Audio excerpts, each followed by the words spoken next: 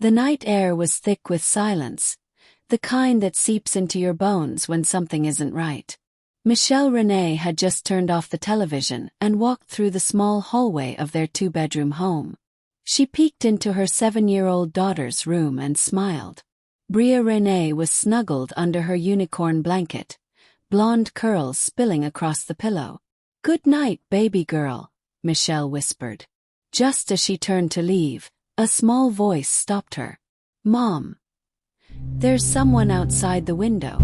Michelle paused, her breath caught halfway in her throat. "What?" "I saw a man." "He's wearing a mask," Breea whispered, eyes wide. Michelle's heart did a somersault. She tiptoed to the window and peeked through the blinds. Nothing. Just the still street bathed in the dim glow of a streetlight. "Honey, there's no one there. It's just your imagination," she said, trying to keep her voice steady. But something felt off.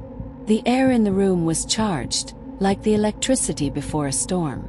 She locked the window, kissed Brea's forehead, and returned to her own bedroom, leaving the hallway light on. She never saw the three figures hiding just beyond the tree line. November 21, 2000, 3 a.m. Michelle jolted awake to a sound. Wood cracking, a whisper of movement, then footsteps. Before she could reach for her phone, 3 masked men burst into her room. "Don't move," one of them shouted. Her scream never made it past her lips before a gun was shoved in her face. Another man stormed into Brea's room. Michelle heard her daughter's terrified scream echo down the hallway. "No, leave her alone," Michelle cried, struggling as the man pinned her down. Moments later, the men dragged both Michelle and Breea into the living room. A bundle of wires and red sticks was strapped around Brea's tiny torso. Michelle froze. "Is that?" "Yes," said the man in the ski mask. "It's real. Dynamite. Hooked to a remote trigger. You do exactly what we say, and your daughter lives. Screw it up, and she dies." Michelle's world blurred. "You're going to rob the Bank of America branch downtown. At 9 a.m. Your manager there. You'll get us inside and into the vault. Do it clean, and you'll get your daughter back in one piece." "Why me?" Michelle cried. "Because we've been watching you. For weeks. We know your schedule, your passwords, everything.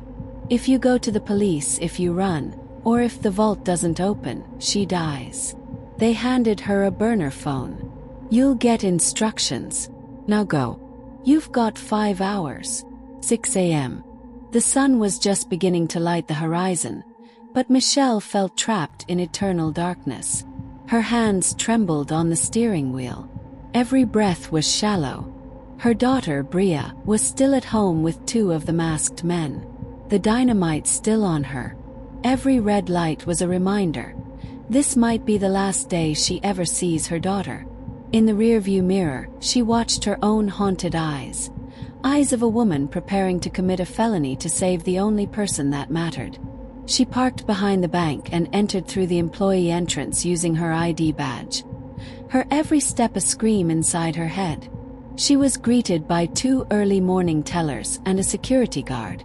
She forced a smile. "Got to run a special check on the vault this morning," she told them. Inside, her phone buzzed. "Unknown. Put the cash in the blue duffel bag. No die packs. No bait bills. You have 12 minutes." Michelle unlocked the vault with a trembling hand. $360,000. Neatly stacked in bundles. She stuffed the bag full. Sweat drenched her back. Her mind screamed that this was all insane, but her heart only repeated, "Breea, Breea, Breea." Another message. Unknown. Leave the bag in the alley dumpster. Then drive to the Clearwater Mall parking lot and wait. 9:47 a.m. Michelle dropped the bag and drove as instructed, heart pounding like a drum. Minutes passed. She stared at the phone. Nothing. Her mouth was dry. Her hands clenched the steering wheel. Then it buzzed. Unknown. She's alive. Come home. She didn't wait for more. Michelle sped through the streets, cutting red lights, almost crashing twice. The house came into view. She flung the car into the driveway and ran inside. There was silence. "Breea!" she screamed. She heard a soft cry. In the kitchen, Breea was sitting on a chair, the dynamite removed, her hands zip-tied in front of her. Michelle collapsed to her knees and pulled her daughter into her arms. "They left. They just left," Breea sobbed. But Michelle wasn't crying out of relief. She looked around. Where were the police? The helicopters? The men were gone, and they had just gotten away with it. November 22nd. Michelle reported the entire ordeal to the FBI that evening.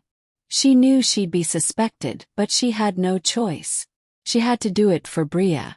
Special Agent Michael Cody sat across from her in the FBI Tampa field office. "We're going to get them, Michelle. But you need to tell us everything." Michelle went over every detail. The men's voices, what they wore, what they said, how they moved. The agents found zip ties, duct tape, and a plastic casing that had held the fake dynamite, now confirmed to be harmless road flares. Security footage from the bank showed Michelle moving nervously, but alone. The alley camera had been disabled. But the phone, that was their first lead. The burner had been used for only 8 hours. One tower ping from a 7-Eleven on Drew Street. That's where they started canvassing. December 1st. A silent alarm had been triggered at a motel just 3 miles from Michelle's house. Clearwater PD arrived and found a man hiding in the bathroom with stacks of cash and surveillance notes. Maps, employee names, bank layouts. His name was Lawrence T. Sipos, a 28-year-old ex-con with a history of robbery. He folded within hours. He hadn't acted alone. 2 accomplices, Scott Byrne, 33, and Lisa Ramirez, 26. Lisa had been the inside woman, posing as a house cleaner for weeks, noting Michelle's schedule, even planting a camera inside a teddy bear. They had watched Michelle and Breea every day. They knew where she worked. They knew her security codes. They knew when she let her dog out. They knew her routine down to the minute. And that's how they chose her. 'Cause she was perfect, lone, predictable, and she had access to a bank vault. January 10, 2001. All 3 suspects were arrested and charged with kidnapping, armed robbery, extortion, and terrorism-related threats. The courtroom was packed. Michelle testified, her voice breaking as she recalled her daughter's tiny body strapped with fake explosives. "It doesn't matter that they weren't real. The fear was," she said. "I watched my child's life hanging in the balance. That horror is real." All 3 were sentenced to life in federal prison without the possibility of parole. But for Michelle and Breea, healing would take far longer than justice. Years passed. Breea never forgot that night. For a while, she'd sleep with the closet light on and flinch at creaking floorboards. Michelle moved them to a new town and changed jobs. The house was sold. The security system upgraded. But every time she passed a bank, her hands still trembled. Michelle later worked with trauma survivors, using her story to educate law enforcement on psychological threats and post-traumatic stress. Breea, by age 15, had decided she wanted to be an FBI agent. "They picked the wrong mom," she once told a group of high school students during a guest lecture with her mother. And she was right. Michelle Renee didn't just survive a nightmare, she dismantled it. And in doing so, she became the kind of mother who didn't just protect her daughter for one night, but helped protect countless others for a lifetime. If you found this chilling story compelling, subscribe to our channel for more true crime documentaries and dramatic real-life investigations. Turn on notifications so you never miss an upload.